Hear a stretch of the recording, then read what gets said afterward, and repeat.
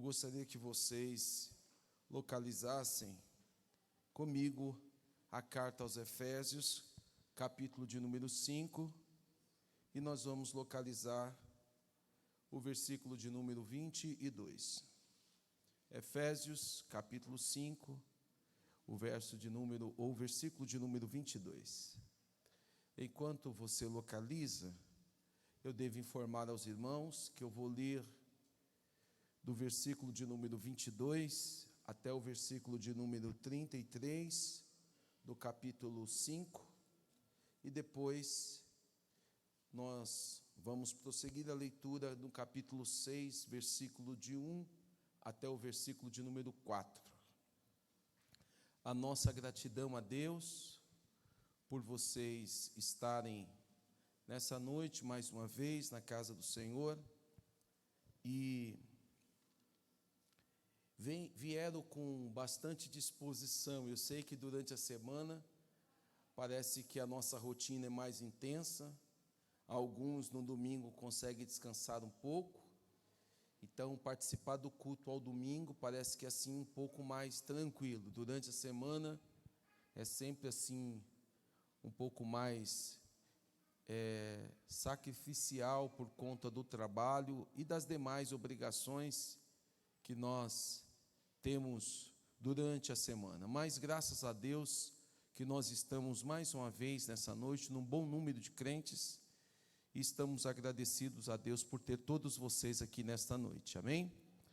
Capítulo de número 5 da carta aos Efésios, eu vou ler o versículo de número 22 a seguir. Acompanhe comigo, por favor.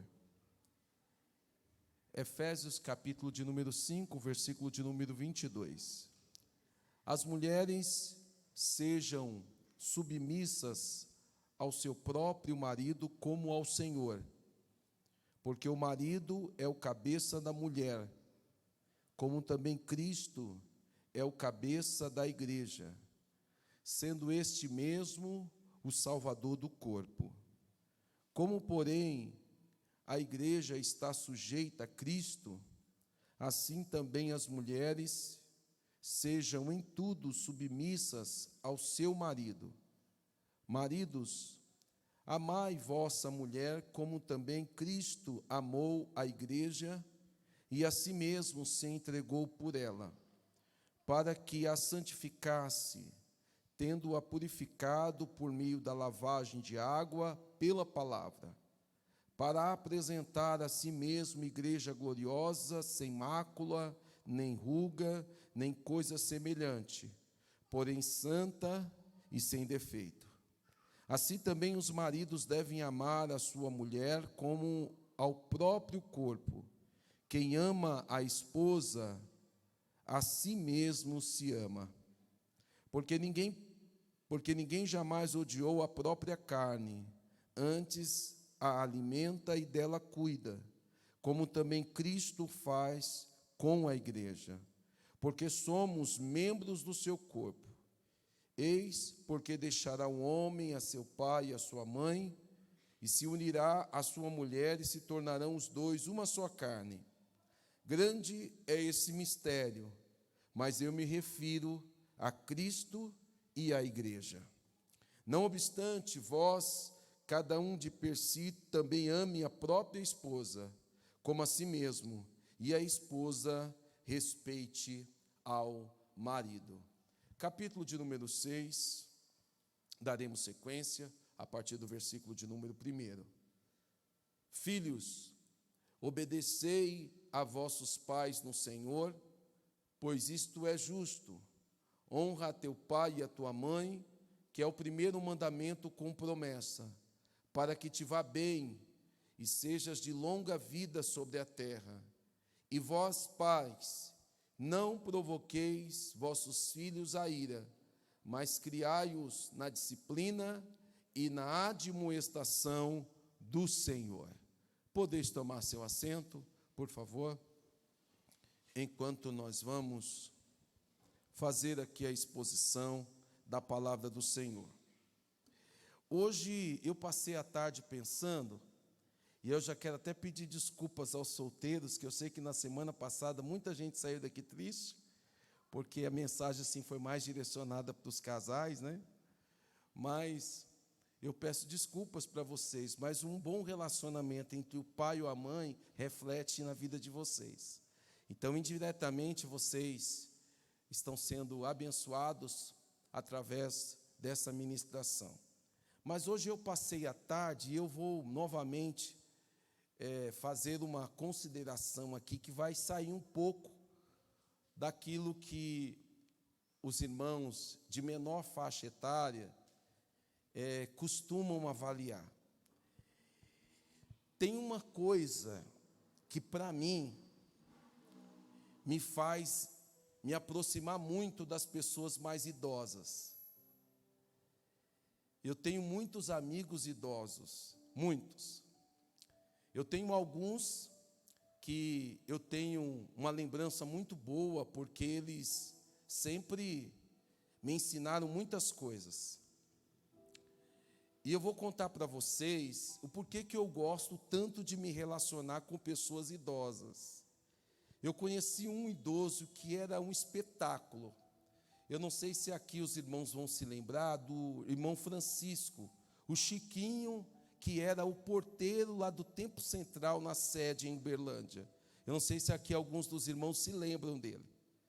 O Chiquinho, ele já era avançado de idade, poucas pessoas conversavam com o Chiquinho, poucas pessoas lhe davam atenção, e por conta disso, a maioria das pessoas não conheciam a riqueza que existia no coração e na mente daquele homem.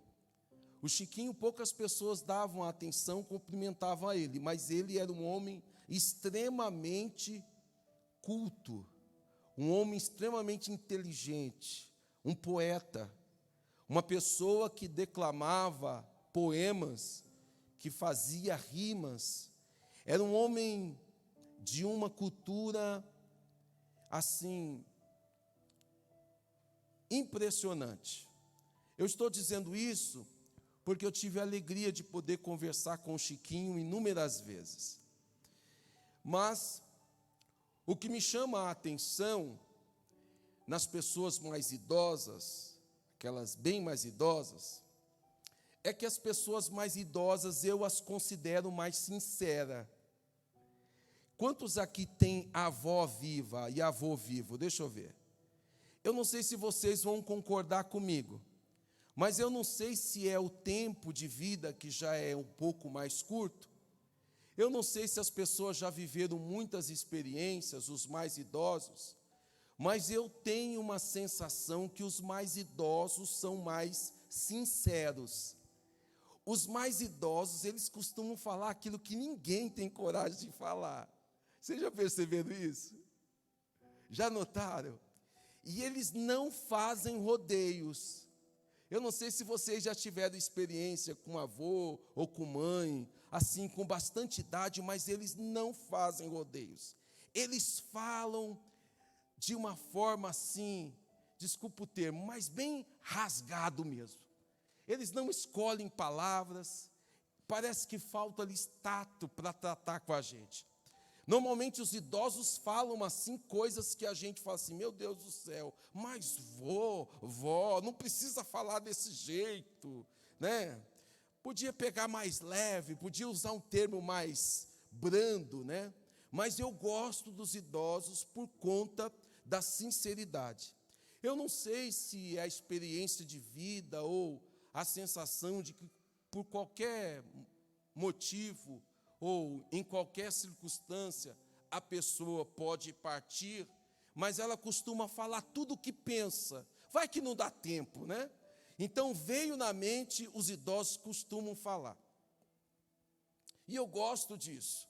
Eu gosto dessa sinceridade, porque você aprende muito. E aqui, eu já quero fazer uma aplicação.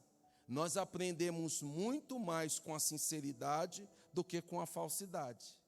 Nós aprendemos muito mais com a verdade do que com a mentira.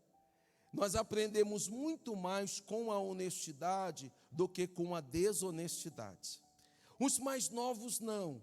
Os mais novos às vezes são mais ambiciosos, querem conquistar as pessoas E quando a gente quer conquistar as pessoas, muitas vezes nós escolhemos as palavras, nós escolhemos os momentos, nós estamos numa fase de conquista, e aí nós escolhemos tudo, roupa, o melhor momento, o melhor perfume, a melhor maquiagem, tudo você prepara para causar uma boa impressão. Diferente disso, os idosos não têm mais essas preocupações que nós temos na juventude. Então, eles costumam falar bem a verdade. Eu estou trazendo essa ilustração para vocês porque conta-se uma história que um casal, ao completar 50 anos de casado, você já deve ter ouvido essa história, a mulher decide passar manteiga na casca do pão. Depois de 50 anos, como ela fazia todas as manhãs, ela passa manteiga na casca do pão e entrega para o seu marido. Enquanto ela entrega a casca do pão com manteiga, ela pensa consigo: ora, nós já estamos juntos há 50 anos. Lembre-se que os idosos são mais sinceros. Nós já estamos juntos há 50 anos. Eu mereço comer a melhor parte do pão. Eu mereço comer hoje o miolo. E ela entrega a casca do pão com manteiga e passa a manteiga no miolo do pão e come deliciosamente. No entanto, quando ela olha para o seu esposo, ela percebe que seu esposo nunca esteve tão contente. Ela olha para o esposo e percebe que o esposo está sorrindo, tem um sorriso no rosto, está assim uma coisa contagiante. E ela talvez estava pensando assim: eu acho que ele está feliz, porque hoje eu estou comendo a melhor parte do pão. Toda a vida eu passei agradando a ele. Mas aí ela pergunta: por que você está tão feliz? E para sua surpresa, o esposo dela afirma: eu passei 50 anos desejando comer a casca do pão. E você sempre comeu, para mim, a melhor parte, que era a casca. Mas isso não tem problema. Eu passei 50 anos achando que você estava comendo a melhor parte do pão. É uma história bastante conhecida na esfera da comunicação, e a ideia é o seguinte: quando as pessoas não se comunicam, quando elas não abrem o seu coração, quando elas não falam a verdade, quando elas não interagem com sinceridade, às vezes ela vai passar muito tempo achando que está agradando, mas está desagradando. Então, eu começo essa mensagem nessa noite falando para você: fale a verdade, viva a verdade, comunique-se nas suas relações. Então não há dificuldade nenhuma de você saber o que essa pessoa que está do seu lado gosta. Por exemplo, a minha esposa, ela não aprecia cebola. Amém. E nem piqui. Para quem não aprecia cebola, até o barulho da cebola não faz bem, né? Porque a cebola normalmente não tem muito cheiro. O piqui já tem. Uma casa que você chega que tem piqui, você já sabe. Quantos aqui gostam de piqui? Deixa eu ver. Gente do céu! E eu estou comendo pouco piqui desse jeito? Levanta a mão de novo. Eu quero ver. Olha, Ruth, quanta concorrência. Irmãos, esses dias a Ruth fez um piqui que a Karen levou lá para mim. E ela falou assim para mim: Karen, foi a maior declaração de amor desse ano. Porque, irmãos, para quem não come piqui, aliás, a relação com o piqui é uma relação de amor ou ódio, não é? Você não gosta mais ou menos de piqui. Então, quem não gosta de piqui, agora levanta a mão. Karen, por favor, Karen. Olha, pouca gente, hein? Ei, Carlos, cadê? Você gosta de piqui, Carlos? Levanta a mão. Nunca comeu? Então tá bom. Você não sabe o que você está perdendo. Mas eu estou surpreso. Você está vendo que na área da comunicação, irmão Marcos, a gente precisa falar as coisas Quantas pessoas aqui gostam de piqui? Eu nunca comi piqui aqui na casa de vocês. Eu acho que eu nunca comi na casa de ninguém aqui. Deixa eu ver. Quem aqui eu já comi piqui na casa? Não, só na minha casa, irmão, porque eu como piqui e eu gosto de roer os piqui, minha mão, meu dente, fica tudo amarelo. Para mim, deixa eu abrir um parênteses aqui, herege, porque todo pastor tem direito a uma heresia. Para mim, quando João viu as ruas da cidade santa, ele não conhecia piqui. Aí ele disse que as ruas eram de ouro. Mas se ele conhecesse, ele ia dizer que as ruas do céu eram de piqui. Quantos podem dizer amém por isso? Gente,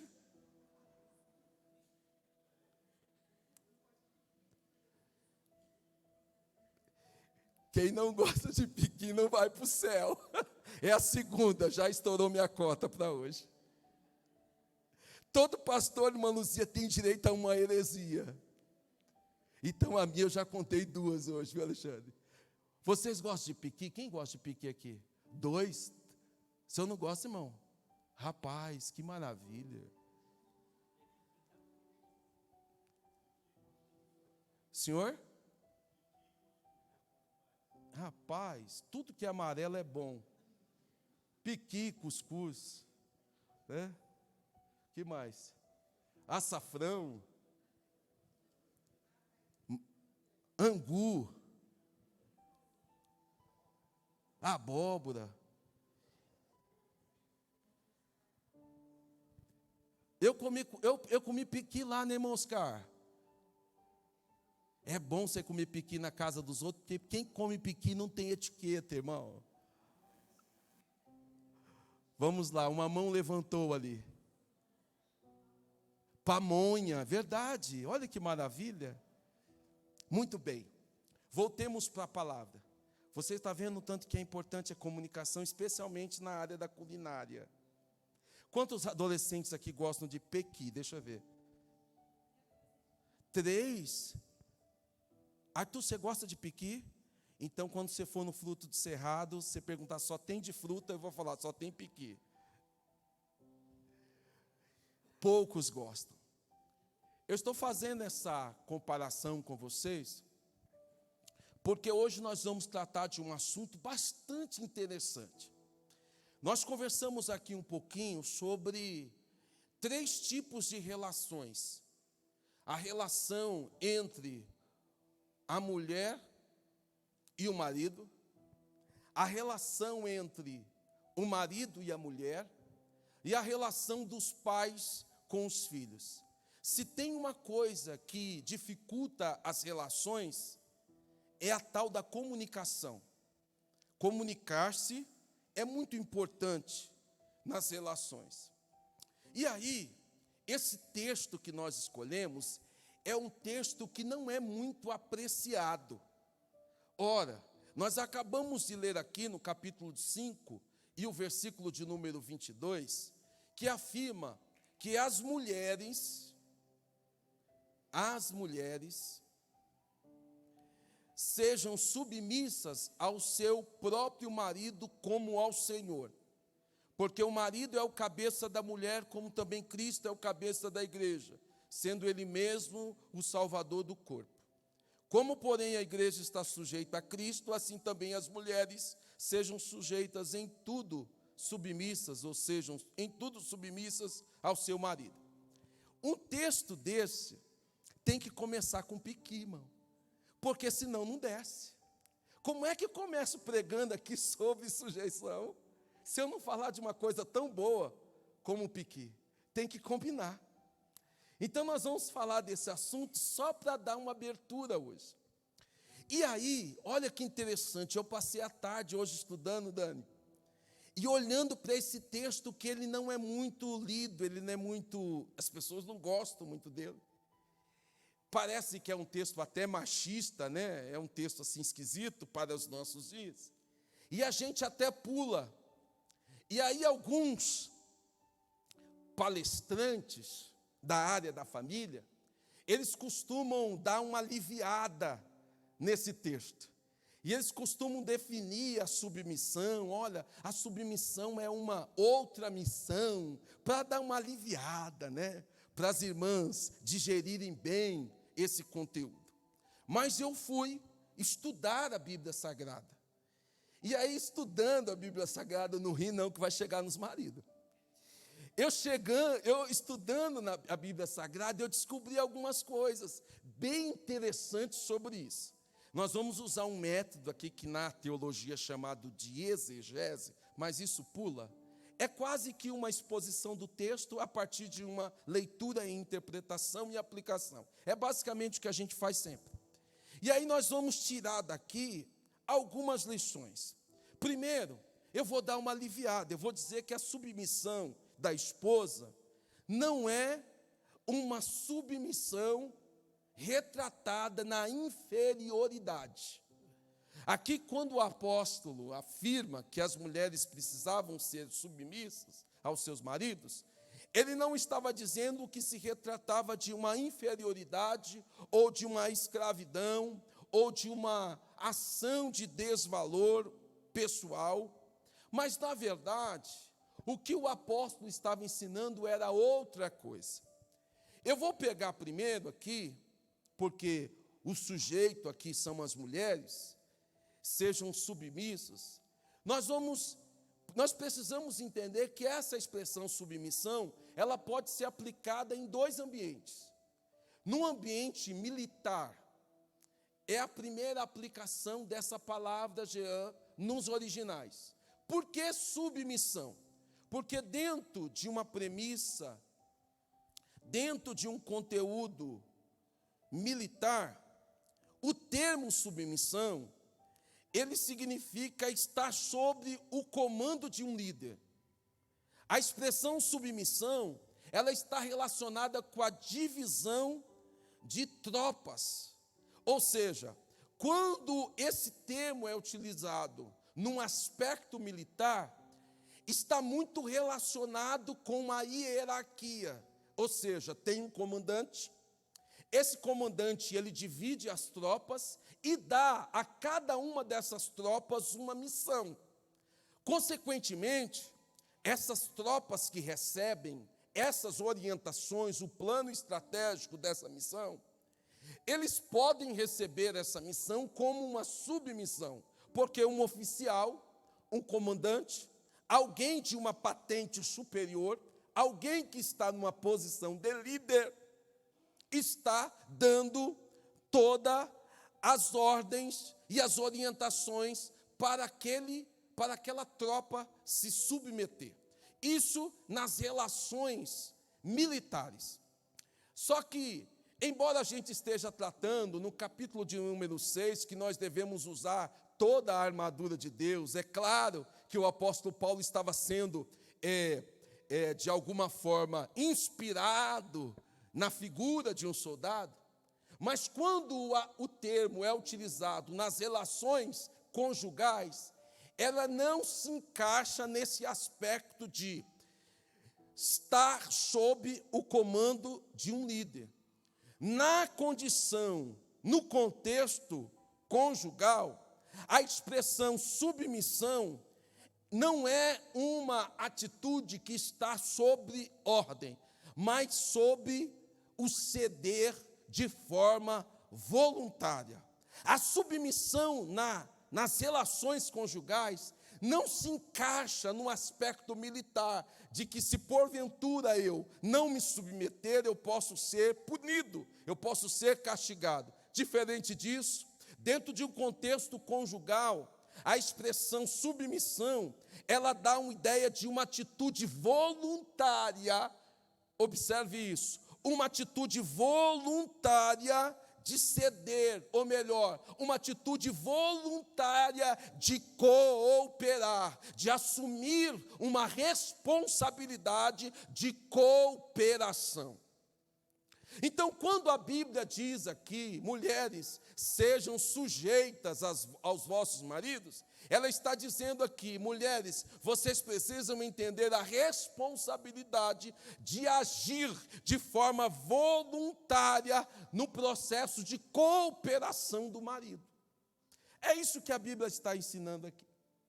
O detalhe é que na língua grega nós temos algumas observações que eu quero passar aqui hoje, como se a gente estivesse num seminário, mas eu vou abrir aqui. Quando você pega um verbo, todo verbo é uma ação, correto? Até aí tudo bem. Só que o verbo, sendo uma ação, lá na escola, no português, a primeira coisa que você vai perceber é em qual tempo está esse verbo, não é isso? Basicamente, nós temos os verbos no presente, no passado e no futuro. Basicamente. Depois tem uns negócios que eles inventaram lá, pretérito mais que perfeito e imperfeito. Eu fico com uma raiva disso. Quantos aqui gostam de português além da Rutinha? Olha aí, poucos, né? Só o sangue. Mas, na língua grega, não tem muitas coisas.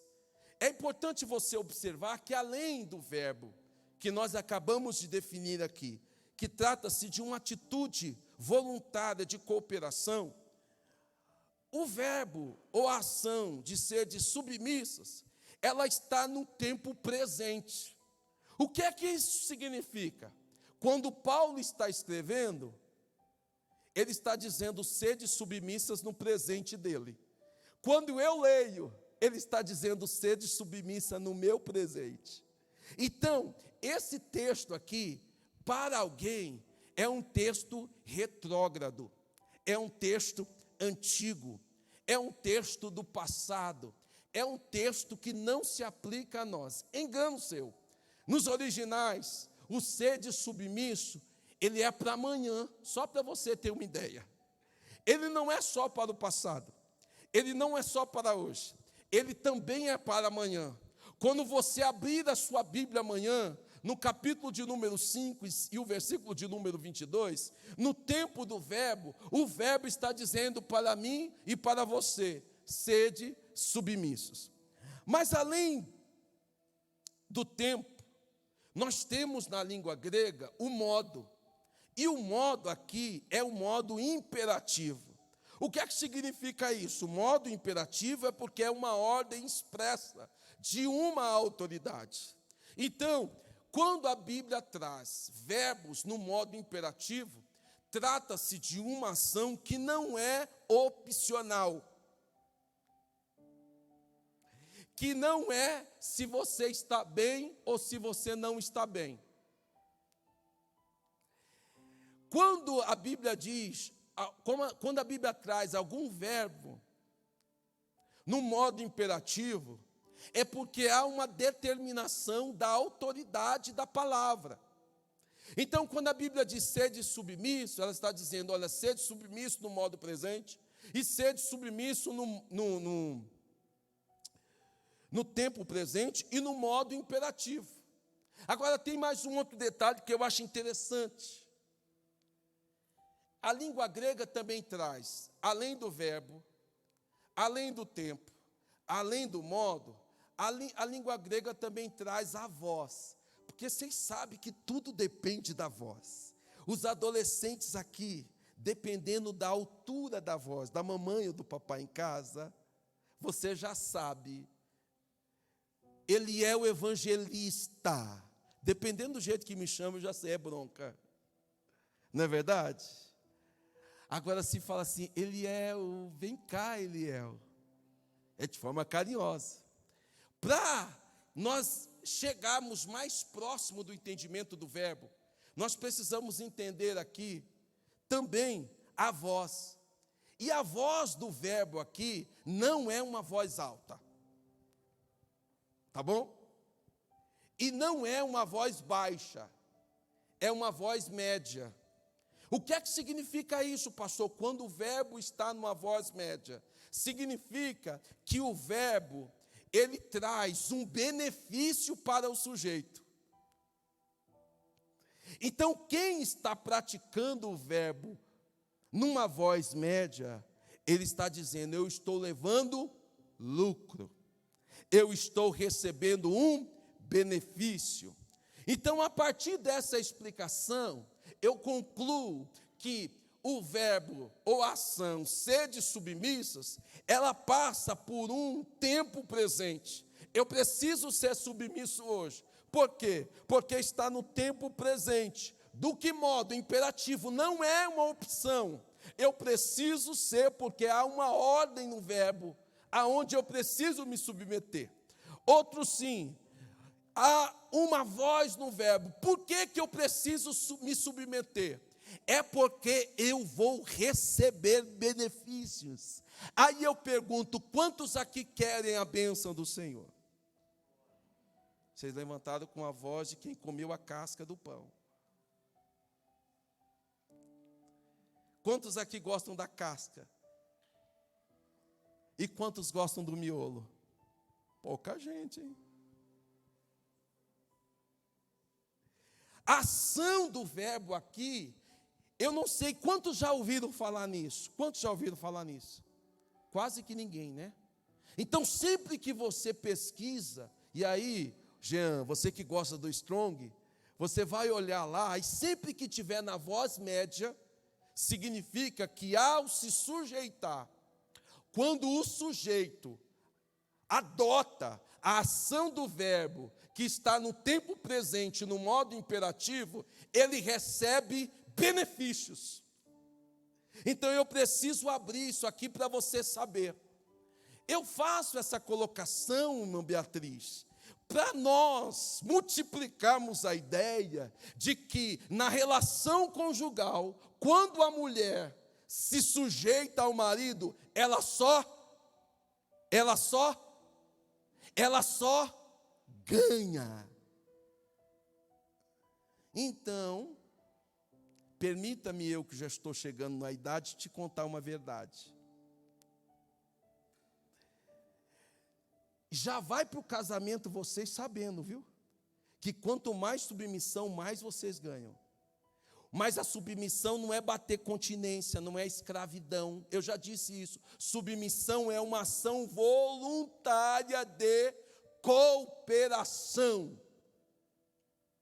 Então nós precisamos aprender isso. Você muitas vezes deixou de ganhar benefícios, muitas vezes você deixou de ser abençoada, porque lhe faltou entendimento, talvez o orgulho, talvez a sua opinião, talvez o conceito do filósofo ou do ateu, ou daquele cara que você segue na internet, te ensinou o contrário, mas pela Bíblia, permita-lhe me contar esta verdade. Todas as vezes que uma mulher está submissa ao seu marido, ela está debaixo das bênçãos de Deus, ela está recebendo ou preparada para receber benefícios da parte do Senhor.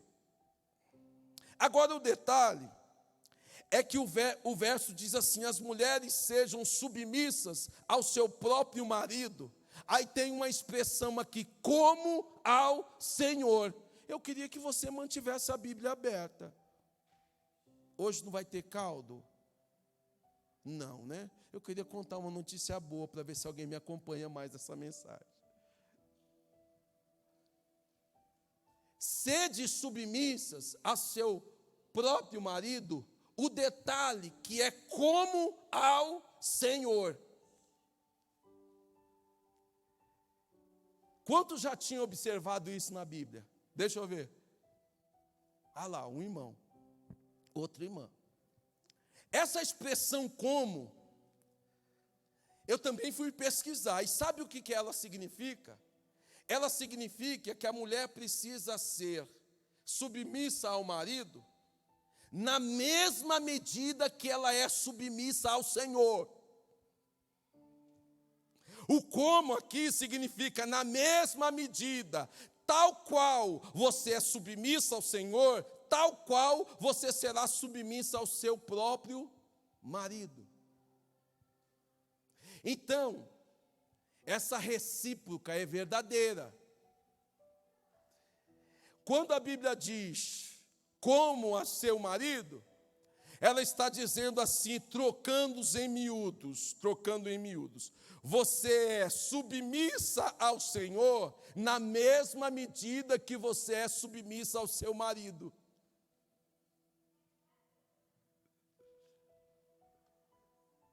Se você é pouco submissa ao seu marido, logo você é pouco submissa ao Senhor.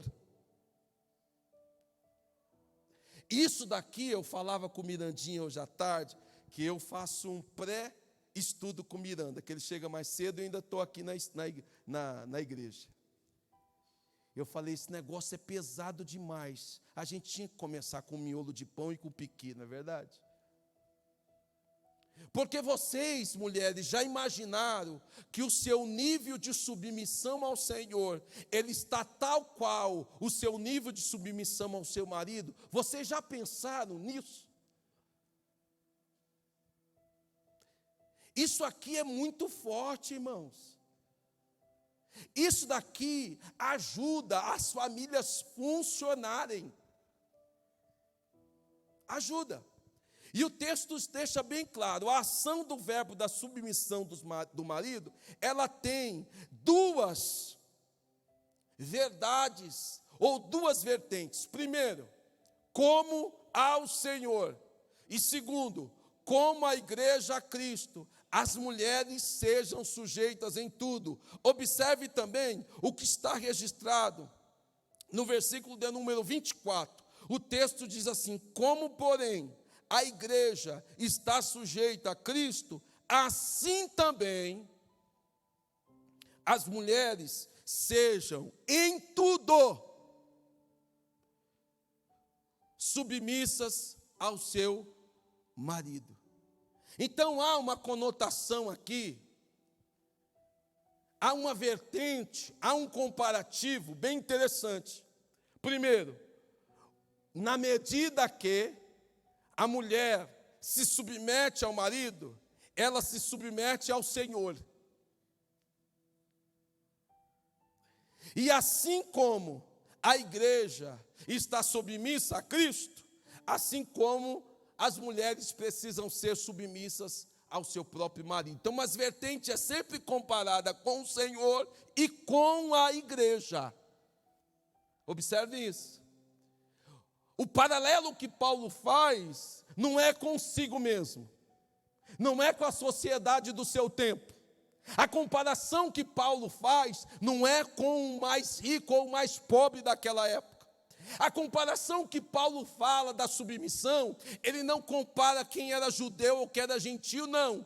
Ele não classifica por local, pela nacionalidade, pelo local que a pessoa nasceu, não. O conceito de comparação de Paulo para receber essa igreja são dois. Primeiro, como ao Senhor e comparado com a igreja. Então isso não é uma coisa minha. Não é uma coisa do apóstolo, não é uma coisa do conselho doutrinário da igreja. Pelo contrário, o referencial dessa verdade bíblica é comparada com o Senhor, como ao Senhor, e tal qual como a igreja é submissa a Cristo. Deixa eu fazer aqui uma aplicação rápida. E eu faço isso com muito temor nessa noite. O termômetro da sua submissão ao seu esposo é o mesmo termômetro da sua submissão a Deus. Se você quiser anotar, pode anotar. O termômetro da sua submissão ao seu esposo é o mesmo, da mesma temperatura, mede tal qual o seu termômetro de submissão ao Senhor. Isso é um fato. Na mesma medida que você se submete ao seu esposo, você se submete ao Senhor. Então pense nisso. Pense nisso. Agora eu quero destacar aqui a razão. Paulo explica, Paulo diz assim, porque o marido é o cabeça da mulher, como também Cristo é o cabeça da igreja, sendo ele mesmo o salvador do corpo. Eu preciso explicar isso, porque quando a Bíblia diz que o marido é o cabeça da mulher, é claro que é o uso de uma linguagem figurada, irmão, porque senão as mulheres não iam ter cabeça. Hoje eu pesquisei para mostrar para vocês, mas por exiguidade de tempo não dá, o que é um corpo sem cabeça. Nós temos dois extremos, um corpo sem cabeça e um corpo com duas cabeças. Você já viu o tanto que é bonitinho um corpo com duas cabeças? Então a Bíblia deixa claro, porque a expressão cabeça não significa que o marido é o que fica em cima. A expressão cabeça tem uma outra conotação. Aqui Paulo está dizendo que assim como o marido é o cabeça da mulher, como também Cristo é o cabeça da igreja, sendo ele mesmo o salvador do corpo. A ideia aqui não é porque a cabeça fica em cima, mas é porque a cabeça é um órgão vital. Aqui dá a ideia de que se perder a cabeça, perde a vida, perde a parte do equilíbrio. Se perder a cabeça, perde a razão, perde a parte racional da relação. Então, o que Paulo está dizendo aqui, não é que a mulher é inferior ou está abaixo do esposo, não é nada disso. Paulo está dizendo que o cabeça aqui significa que ele é a parte vital, ele é a parte que dá o equilíbrio racional da relação. Porque por mais que as mulheres sejam maravilhosas, elas vão depender de alguma forma de um homem para gerar. De alguma forma. Então a Bíblia está trazendo essa ideia aqui de o cabeça como um órgão vital, como a espécie da consciência da relação, como a razão. Então isso daqui é muito mais responsabilidade para nós do que para vocês, mulheres. E aqui eu abro um parênteses. Na hora que baterem lá no seu portão, o homem é o primeiro a levantar. A hora que a mulher gritar com medo de barata, você tem que partir para cima. Se você subir para cima dos móveis, eu vou ter uma conversa séria com você.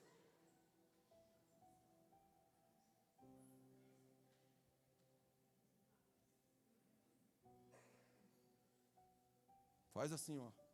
Aqui é macho, só quem é. Então não corre da barata, não. Se eu ver você correndo da barata, você vai ter uma conversa comigo. Porque ou você assume ou você não assume. Porque, irmão, tem hora que você tem que virar para a barata e falar assim, olha, você dorme aí, eu durmo aqui. A gente faz um acordo. Agora, se a sua esposa não conseguir dormir, você levanta e mata a barata. Porque você é a parte da razão. Um inseto desse tamanho não pode acabar com a sua paz e com o seu sono. Eu conto hoje ou depois, Misael? Depois. Então, quando a Bíblia diz isso, é porque nós somos a parte racional. E há aqui nesse texto uma responsabilidade nossa. Agora, deixa eu virar a página, senão não vai dar tempo, porque eu preciso chegar aqui, porque o Zelito estava rindo demais e a Kézia estava brava. O interessante é que tem aquela velha expressão, pau que bate em Chico, bate em Francisco. Versículo de número 25, a palavra vai falar com o nosso grupo. Segura o Hélio aí, cara, não deixa ele fugir. O texto diz assim, maridos, amai vossas mulheres. É isso que diz o texto? É isso? O texto diz, maridos, amai vossa mulher. Eu já estou abrindo um parênteses aqui para dizer que você não tem direito de amar outra. Eita glória! Levanta a mão os maridos aí, deixa eu lançar uma palavra para vocês. Maridos, amai a sua própria mulher. Então pare de olhar para a mulher dos outros.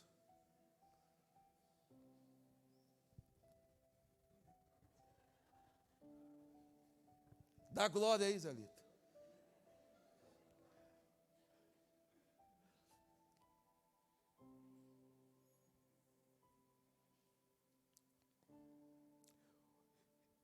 A coisa é tão complicada para nós homens, Wellington, que a Bíblia traz 3 vertentes para essa ação do verbo amar. Amar aqui é o verbo agapau, vem da origem do verbo ágape. Mas a ideia aqui está para além de uma declaração de amor. Amar aqui significa respeitar. Porque a mulher amada é a mulher respeitada.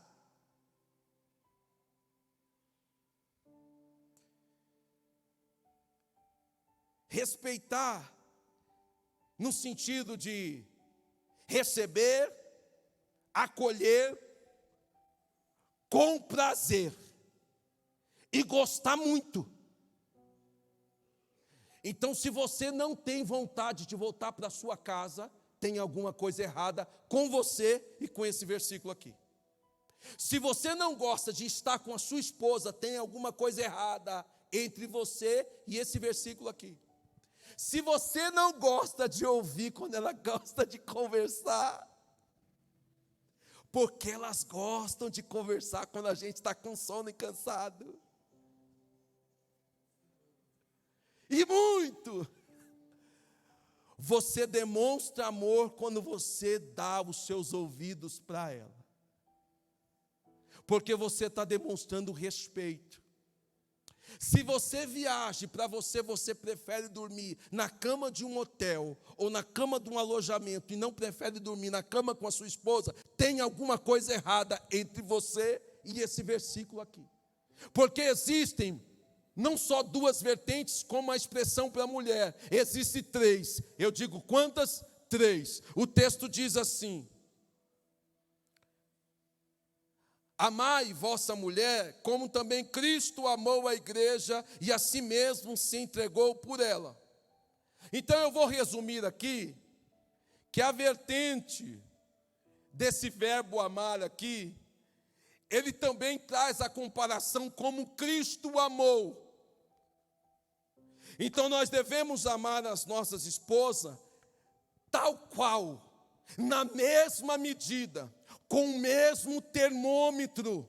Então, se você diz que ama a Cristo, mas não trata bem a sua esposa, tem alguma coisa errada entre você e esse versículo aqui. O mesmo termômetro que mede o seu amor pelo ministério, tem que ser o mesmo termômetro que mede o seu amor pela sua esposa. É o mesmo. Como a Cristo, na mesma medida que Cristo ama a igreja, nós devemos amar a nossa esposa. Por quê? Porque Cristo se entregou por ela. Já já eu explico o verbo entregar. Então aqui está dizendo, na vertente de como Cristo e como a igreja. E aí ele avança no versículo de número 28. Assim também os maridos devem amar a sua mulher como ao próprio corpo. Quem ama a esposa, a si mesmo se ama. É forte ou não é? Paulo, para fazer a gente entender, porque a gente tem que desenhar, ele avança dizendo, porque ninguém jamais odiou a própria carne, ou o próprio corpo, mas antes o que ele faz? Dá alimento e cuida. Então, se você dá alimento e cuida do seu próprio corpo, tal qual esse seu cuidado, tal qual esse alimento, você tem que transferir também para a sua esposa. Então, eu estou trazendo isso aqui com muito temor. Eu vou trazer nessa noite 3 expressões. A primeira é que a expressão para a mulher é submissão. E a expressão para o marido é o amor. Eu estou trazendo isso porque o apóstolo Paulo deixa claro. Ele compara essa relação conjugal com a mesma relação entre Cristo e a igreja. E para você que acha que eu não estou pregando coisa espiritual, eu quero que você leia os versos que nós acabamos de ler, especialmente o versículo de número 32, porque Paulo diz assim: grande é esse mistério, mas eu me refiro a Cristo e à igreja. Não obstante, no entanto, contudo, eu quero que vocês utilizem essa relação entre Cristo e a igreja como uma referência entre você e a sua esposa, entre a sua esposa e você. Ele diz assim: olha, cada um também ame a sua própria esposa como a si mesmo, e a esposa respeite o marido. Já deu horário? Quantos querem ouvir alguma coisa com relação aos filhos? Ixi, pouca gente, vou deixar para outro dia.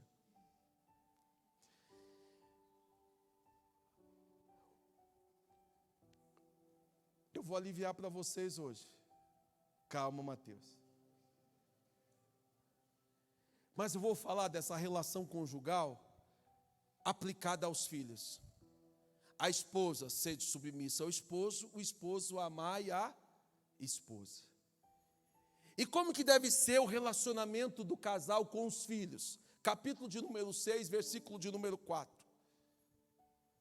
O texto diz assim: vós, pais, não provoqueis vossos filhos a ira, mas criai-os na disciplina e na admoestação do Senhor. Na fase da nossa juventude e da nossa adolescência, eu caminho para o final. Uma das coisas que é muito comum os adolescentes acharem, os jovens acharem, que os pais estão irritando eles. Quantos aqui já tiveram essa sensação? Verdade, hein? Olha o que nós combinamos. Senão vocês vão defender a minha tese de que quem só fala a verdade são os idosos. Vamos lá. Quantos aqui têm a sensação que os pais irritam vocês? Eu vou lembrar só de algumas razões. Deixa eu ver. Levanta a mão bem alto aqui, os jovens, adolescentes. Só um pouquinho pode levantar, não vai ficar brava não, porque você bate a porta em casa. Você bloqueia ela de vez em quando. Olha, eu senti uma risada, quase foi um glória. Quantos aqui já bloquearam o pai e a mãe na hora da irritação? Deixa eu ver. Ei, vira para cá para ver se o Davi levanta a mão. Então existem algumas coisas, alguns comportamentos dessa relação dos pais que de alguma forma produz a ira nos filhos. Hoje eu vou falar só com vocês, mas na terça-feira eles vão vir, eu vou falar com eles também. Primeiro, sabe uma coisa que produz a ira nos filhos? A primeira coisa é quando o pai e a mãe vivem de forma incoerente. O que é que significa isso, pastor? É quando ele vira para o adolescente e fala assim: sai do celular. E ele não tira o celular da mão. Não traz o celular para a mesa e come com o celular na mesa. Quando a gente vive de forma incoerente, a gente provoca a ira dos nossos filhos. Eu preciso dizer para os pais nessa noite que a relação da educação mais eficiente é a educação pelo exemplo. Se você não quer que o seu filho, ou melhor, se você quer que o seu filho limpe a casa você. Está gostando, né? Dá um glória aí, vai. Se você quer que o seu filho ou a sua filha lave a louça você.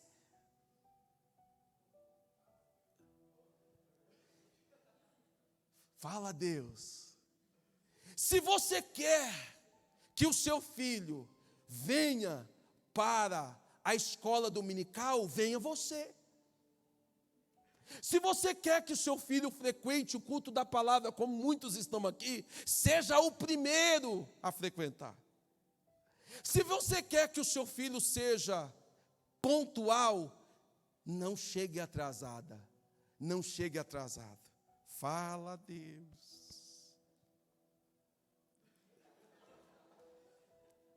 Estão rindo, né? Só porque não dá tempo. Terça-feira eu pego vocês. Então, a educação pelo exemplo, deixa eu dizer uma coisa, não é filosofia do pastor Leliel, não é filosofia do Mário Sérgio Cortella, que é um filósofo da educação, é um princípio bíblico. O que o próprio Jesus disse? Aquilo que você quer que os homens vos faça, faça você primeiro. Faça nós primeiro. Se nós fizermos primeiro, nós vamos cumprir um princípio bíblico. Segunda coisa que leva os nossos filhos à ira, quando não há regras claras na disciplina. Sabe quando isso acontece? É quando nós, os pais, criticamos e elogiamos o mesmo comportamento. Você ensina que o seu filho não deve roubar, mas quando ele chega em casa com um troco que não é dele, você fala, nossa, como meu filho é esperto, né? Nossa, sabe contar. Espertinho não. O esperto é quando você chega em casa e fala assim, é seu? Sim, você deu conta que não é seu? Dei. Então volta lá e devolva. Aí sim, você está deixando regras claras na disciplina. Então não dá para você ensinar uma coisa e no outro dia você achar bonito. Não dá para você ensinar que o seu filho não deve bater e você achar graça dele dar um tapa no seu rosto. Você não pode achar bonitinho o seu filho xingar palavrão. Você não pode achar bonitinho ele praticar coisas que são indecentes. Ainda que esteja coadunando com a orientação oriental ou sexual que você deu a ele, você não pode achar bonitinho. E aí eu já digo para você, criança não namora. Ô glória! Receba! Criança não namora. Namoro é certo, mas tem idade. Sim ou não, irmãos? Quantos podem levantar as mãos agora? Dê glória aí. Esse grupo aqui, dê glória. Criança não namora.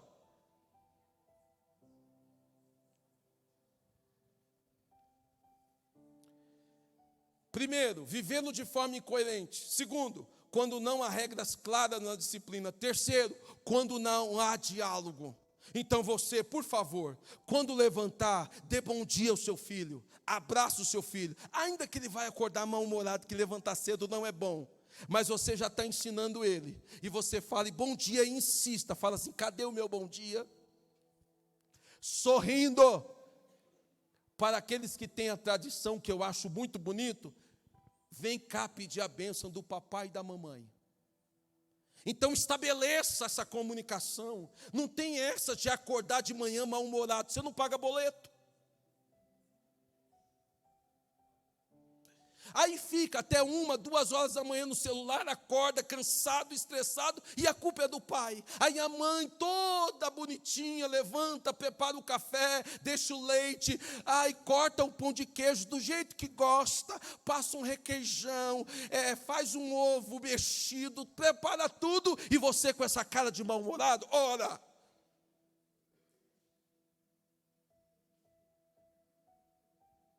Fica tranquilo que hoje não está transmitindo, não. Mas eu vou publicar. Então, precisa se estabelecer essa comunicação. Quarta coisa, quando é que os pais ou os cônjuges produzirem nos filhos? Quando há uma injustiça. Quando há um ambiente de excesso de severidade. Tem dois extremos que os pais estão tendo hoje, às vezes permissivos demais, e às vezes rigorosos demais. Tem que ter equilíbrio, tem que ter flexibilidade. Tem regras que são claras, que você não abre mão. Por exemplo, lá em casa nós temos a regra: refeição é na mesa. Mas tem dia que você estoura pipoca com eles e deita num colchão, na sala, não há pecado nisso. Mas refeição, diariamente, na mesa, café na mesa, almoço na mesa. Não tem essa de levar prato para o quarto. Não tem essa de sentar e comer no sofá assistindo televisão. Uma coisa é você estabelecer um momento de entretenimento. Outra coisa é virar regra. Cada um come na casa em um canto. E cadê a unidade da sua família? Então tem que deixar as coisas bem estabelecidas. E isso tem que ser muito claro para você, pai e mãe. E que os filhos também entendam. Não há incoerência nisso. Almoço na mesa, café na mesa. Ah, pastor, mas em casa a gente só tem um tamboritinho, não tem problema, senta um de frente do outro. Ah, pastor, mas em casa a gente não tem cadeira, come um olhando para o outro. Mas nada de estabelecer. Ei, irmãos, deixa eu dizer uma coisa: não é novidade que o comer gera comunhão. Como é que você quer estabelecer uma conexão com seu filho se você passa semanas sem perceber o que ele come, o que ele gosta, o que ele está comendo, o que ele não está comendo? Se você não senta para comer com ele, eu fico imaginando quando é que você viu o que ele está vendo nas redes sociais. Ainda bem que está essa musiquinha lenta. Sabe quando é que os filhos ficam irados diante do pai? Quando há um processo de comparação entre os filhos. O processo de comparação ele é dolorido para ambas as partes. Há um tempo atrás eu conversava com um homem bem-sucedido. Um homem bem-sucedido, família equilibrada, casa equilibrada, profissão equilibrada, um homem equilibrado em todas as áreas. Quando eu fui conversar com ele, ele começou a chorar comigo dentro do carro. E falou: pastor, eu vivo um conflito, eu faço terapias, eu recebo apoio psicológico, por quê? Porque ninguém na minha casa é bem-sucedido como eu sou bem-sucedido. Me dá vontade de perguntar: fulano, mas o que é que está acontecendo com você? Era para você estar feliz, era para você estar contente, era para você estar realizado. Mas ele falou: não, pastor, houve sempre um processo de comparação, e eu nunca me alegrei em ver o meu irmão ou a minha irmã passando por escassez, envolvido no mundo das drogas, envolvido com a bebida. Quando eu vi o meu parente jogado na sarjeta, me deu uma tristeza profunda. Aí eu digo para você, mãe e pai, por mais que você tenha alguém bem sucedido, entenda, a comparação ela é sempre nociva. Não adianta você dizer que seu filho é bem sucedido, que passou no tal concurso, que entrou na Universidade Federal e o outro não. Isso não resolve, isso produz tristeza em ambos. O que recebe o elogio fica vaidoso, e o que recebe a crítica fica amargurado, se sente rejeitado. Então a comparação ela é maléfica. Não pense que você está elogiando um filho, comparando ele com outro, apontando as suas qualidades. Isso não produz bons resultados.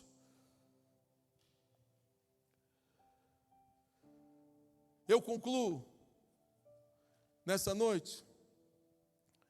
Eu tinha outras coisas, mas eu concluo dizendo: você vai produzir a ira nos seus filhos se você viver constantemente brigando na frente deles.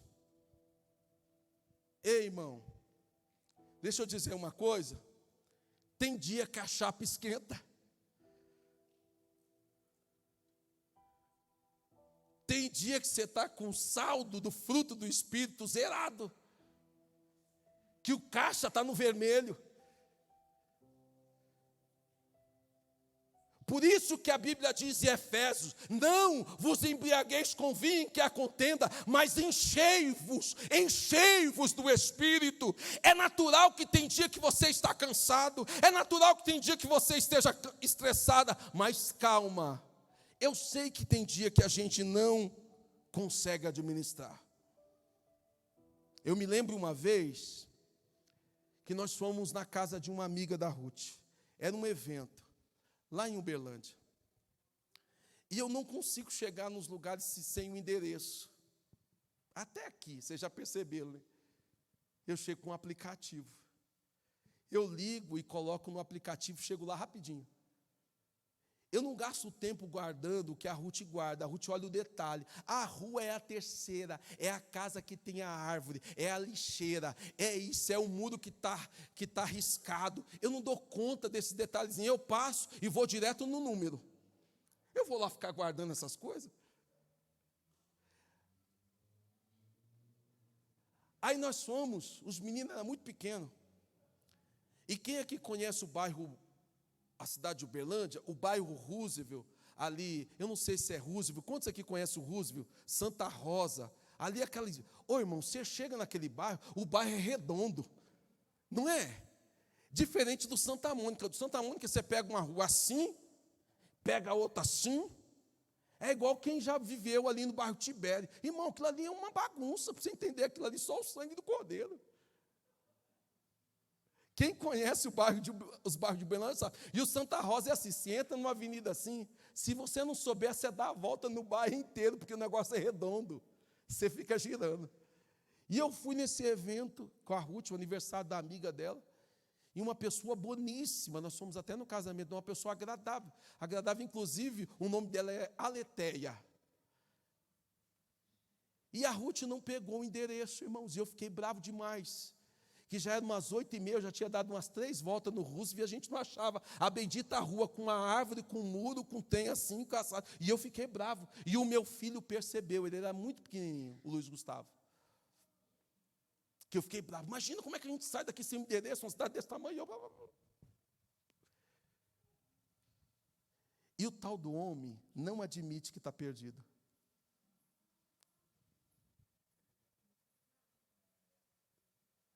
Não é verdade? Se falar que a gente está perdido, a gente fica com uma raiva danada. Se você sabendo disso, quando você perceber, evita a expressão, está vendo?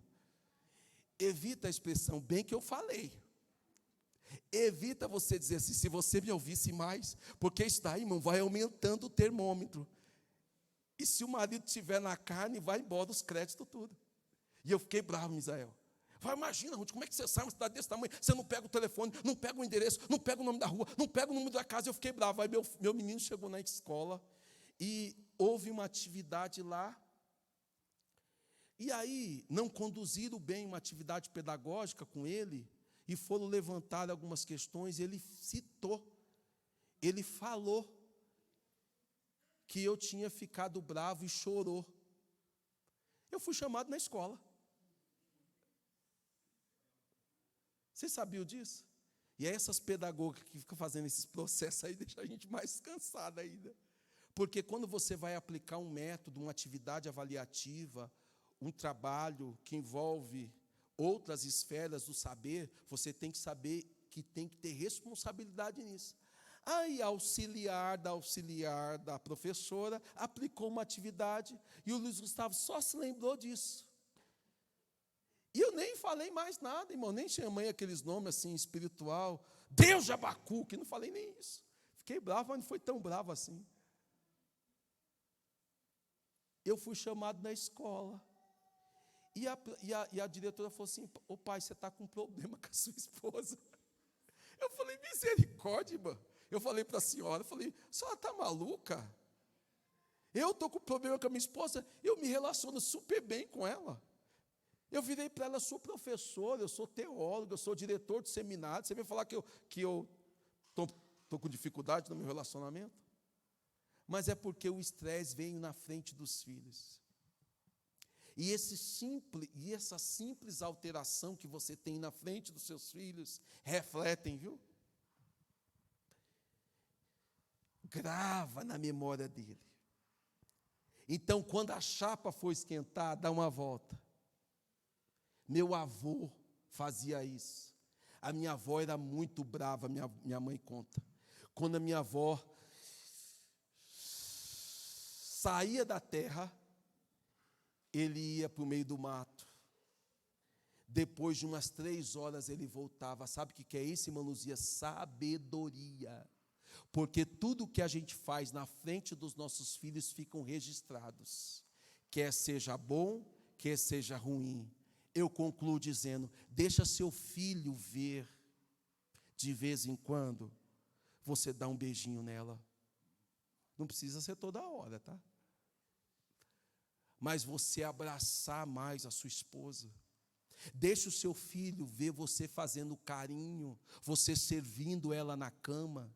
Deixa seu filho ver você presenteando a sua esposa, o seu esposo. Deixa o seu filho ou a sua filha ver, porque ela vai entender como é que trata bem uma mulher e como é que respeita um homem. Fique de pé. Então, ao invés da gente mostrar briga, mostre afeto. Convide Jesus para dentro da sua casa. Convide Jesus para dentro do seu relacionamento conjugal. Porque certamente a boa mão de Deus será sobre a sua vida. Não tenha vergonha de ser carinhoso com a sua esposa. Não tenha vergonha de ser carinhoso ou carinhosa com a sua esposa, ou carinhoso com seu esposo. Não tenha vergonha. Não é demérito nenhum você abraçar e beijar os seus filhos e netos. E às vezes eu fico pensando, irmãos, eu faço isso com os meninos aqui da igreja, seria uma hipocrisia da minha parte se eu não abraçasse e beijasse meus filhos. Eu cheguei ali, estava brincando com o Enzo, estava uma bênção, não estava? A gente precisa abraçar os nossos filhos, não são só os filhos dos outros que são uma bênção, os nossos filhos são uma bênção, a nossa filha é uma bênção, a minha esposa é uma bênção, o seu esposo é uma bênção. Então a gente precisa fortalecer uma família funcional, ela trabalha nessas 3 dimensões. Primeiro, submissão da mulher. Terceiro, o amor do marido. Segundo, o amor do marido. E terceiro, a obediência dos filhos. Tem alguém nessa noite que deseja entregar a sua vida a Jesus? Alguém? Não? São todos crentes? Ok. Irmãos, nós vamos orar e encerrar o culto. E depois nós vamos cantar parabéns por irmão Moscar. Feche os seus olhos. Levante comigo as suas mãos para o alto. Querido Deus, aqui estamos diante da tua presença. Graças te damos por essa noite ouvimos a tua palavra.